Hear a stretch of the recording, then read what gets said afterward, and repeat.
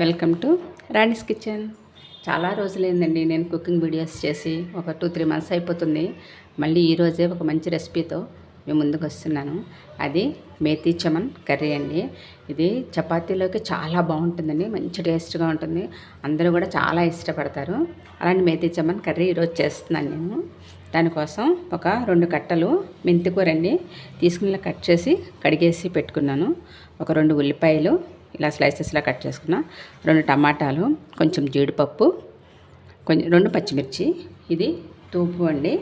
ఈ మేథీ చమన్ కర్రీలోకి ఈ తోపు అయినా వాడుకోవచ్చు, లేదా మనం పన్నీర్ అయినా వేసుకోవచ్చు. ఇవి కావాల్సిన ఇంగ్రీడియంట్స్ అండి. ఒక మిక్సీ జార్ తీసుకునండి. దీంట్లో ఆనియన్స్, టమాటాలు, పచ్చిమిర్చి, జీడిపప్పు ఇవి వేసేసి మనం మెత్తగా మిక్సీ చేసుకుందాం. ఇలా మిక్సీ జార్లో వేసుకునండి. ఇలా మనం మెత్తగా దీన్ని మిక్సీ పట్టేసుకుందాం. ఇప్పుడు తిప్పి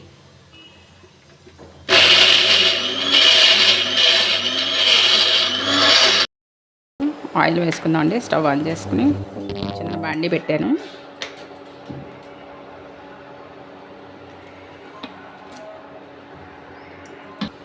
ఇప్పుడు ముందు ఈ తోపు ఒకసారి వేయించేసుకునండి, పక్కన పెట్టేసుకుందాం. కొంచెం వీటిని గోల్డెన్ బ్రౌన్ కలర్ వచ్చేంత వరకు వేయించుకుని పక్కన పెట్టేసుకోవాలండి. పన్నీర్ కన్నా కూడానండి ఈ తోపు చాలా హెల్దీ అనమాట. మంచిది, సోయాతో చేస్తారు కదా, మనకి హై ప్రోటీన్ కూడా ఉంటుంది. అలాగే మెంతికూర కూడా మనకి చాలా చలవ చేస్తుంది. అందుకని ఈ కాంబినేషన్తో కర్రీ చేస్తున్నాను. ఇప్పుడు ఆ తోపు వేయించి పక్కన పెట్టేసుకున్నామండి. ఇప్పుడు దీంట్లో కొంచెం ఒక 1/2 స్పూను సాజీరా. ఇది కొంచెం వేగిన తర్వాత ఫస్ట్ మెంతికూర వేసి మగ్గించేసుకోవాలండి.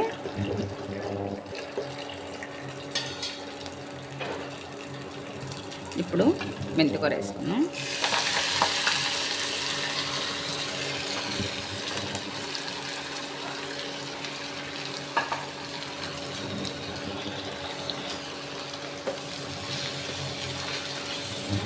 మనకి ఒక 2 నిమిషాల్లో మెంతికూర మగ్గిపోతుంది. తొందరగానే మగ్గిపోతుంది మెంతికూర. కలిపేసి మూత పెట్టేస్తాం. ఇప్పుడు దీంట్లో కొద్దిగా పసుపు, సరిపడగా సాల్ట్, సరిపడగా సాల్ట్ వేసి ఒకసారి కలిపేసుకుని మనం మూత పెట్టేస్తే ఒక 2 మినిట్స్లో మగ్గిపోతుందండి.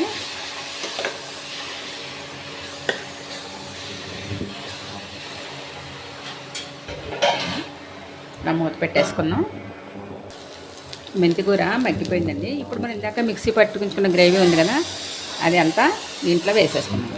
వేసేసుకుని పచ్చివాసన బాగా పోయేంత వరకు ఇదంతా బాగా మగ్గనివ్వాలి. ఇప్పుడు మనకి ఈ ఇంగ్రీడియంట్స్ అన్నీ కూడా బాగా పచ్చివాసన పోయేంత వరకు మనం బాగా మగ్గనివ్వాలండి. మూత పెట్టేసుకుని మగ్గనిద్దాం. ఇప్పుడు దీనిలో ఒక 1/2 స్పూన్ గరం మసాలా అండి. ఇప్పుడు మనకి కర్రీ అంతా రెడీ అయిపోయిందండి. ఇప్పుడు దీంట్లో ఇందాక మనం వేయించి పెట్టుకున్న ఈ తోపు వేసేసుకుందాం.